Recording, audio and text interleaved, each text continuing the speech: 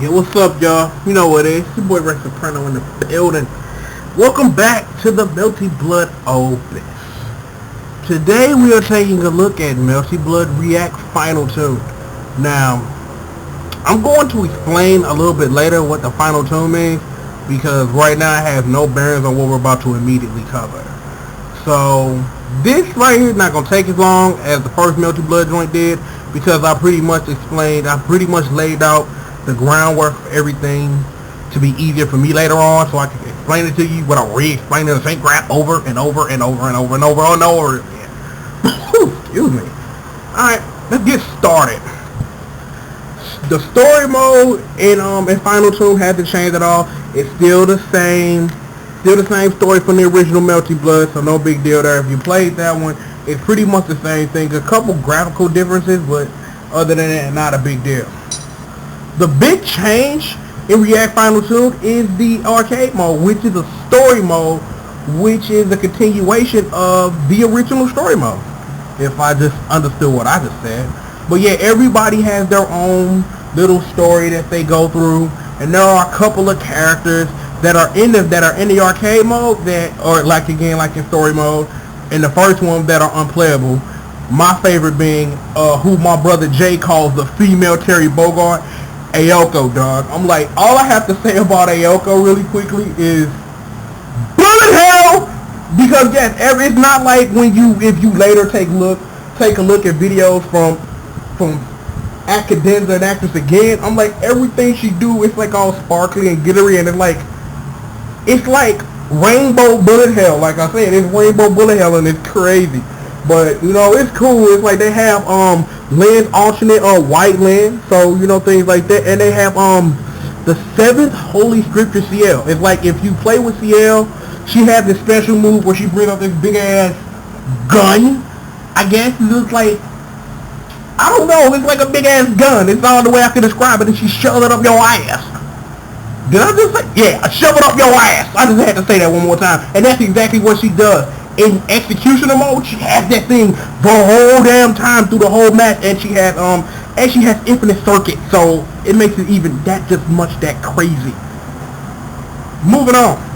Versus mode is versus mode. Training mode is training mode. Options and exit the game. Now, let's get to the fun part. We're going to training mode.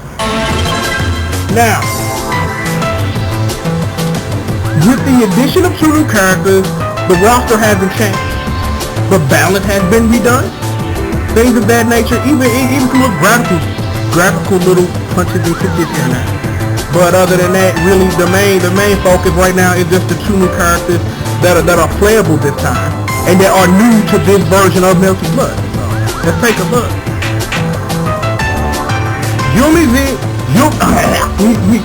Rewind. Yumizuka Saki. Now, also called Sachin, you know what I'm saying, depending on the character that's addressing her. Now, I will say this. She's a beast. And you know, I love saying beast and gangster, but Shawty's a beast. She's a little more expert here, that is not immediately on some, you hop in with her and you automatically gonna do some gangster. You have to actually work for it, but to her credit, the stuff that she can do does a lot more damage than what normal characters can for some reason. It probably has something to do with what she actually is, which I'm not going to spoil for you, by the way. No, not me. Not going to spoil it for you.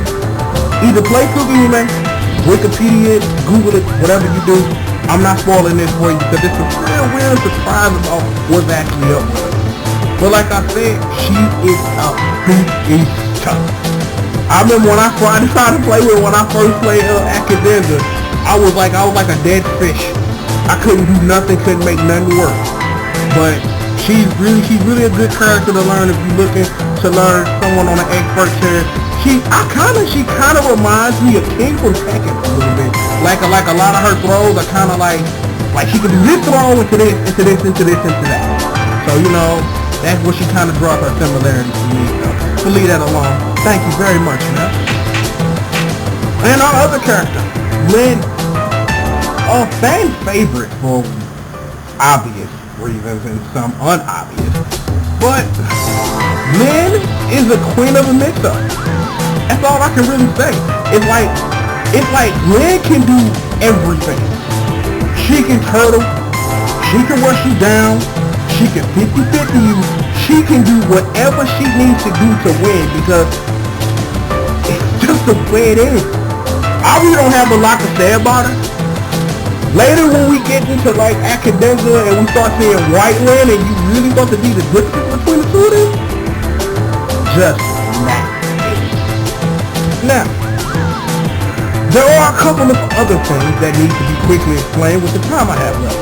Now, first of all, something special for Final Tune is that every character has 8 different colors.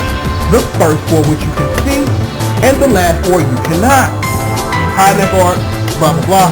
Yeah, I've done that. We'll move over one. Go to my favorite character, my main, Nanaya Shiki. B.E. Now, what happened was when ReAct first came out, it was nothing but an addition to Melty Blood, nothing more. But then when the Final Tune patch came out, the reason for the Final Tune patch, excuse me, damn. The reason for the Final Tune patch was when Academic came out in the arcade. They wanted a way to kind of sort of emulate that on the PC version. So what you have is, it's kind of like a group select. You have the PC mode and the arcade mode. I'm just going to explain these really quickly.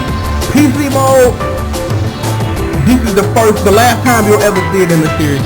As far as I know, so if you're trying to play this game, I wouldn't even mess with it. I'm like, the only time I've had to be forced to use PC mode is using Melty Blood characters in Mugen. It's cool, but I like AC mode better because AC mode uses more of the buttons and it's more friendly. It's just more button friendly for people who are used to your Street Fighters and your KOF and your this and your that. So I really suggest that if you're following along with me, that you playing the game one step at a time or whatever, that once you get to Final Tune, just start using arcade mode because it becomes the series staple and you never see that again. Like as in ever. You never see it again. So it's not really that much of a big deal. Hit B. Final thoughts from me. This game, wow. The balance has been taken care of. The diversity of the characters is starting to come into play a lot more. And the 2 additions of Sasuke and Lin. Game gets an 8 out of 10 for me. Not quite polished and perfect yet, but it's a great fighting game. That it is leaps and bounds over a leaps and bounds type of improvement from the original Melty Blood. Pretty much after this, the things that each game does separately that does better than the first are as big of a jump as from Melty Blood to ReAct Final Tune.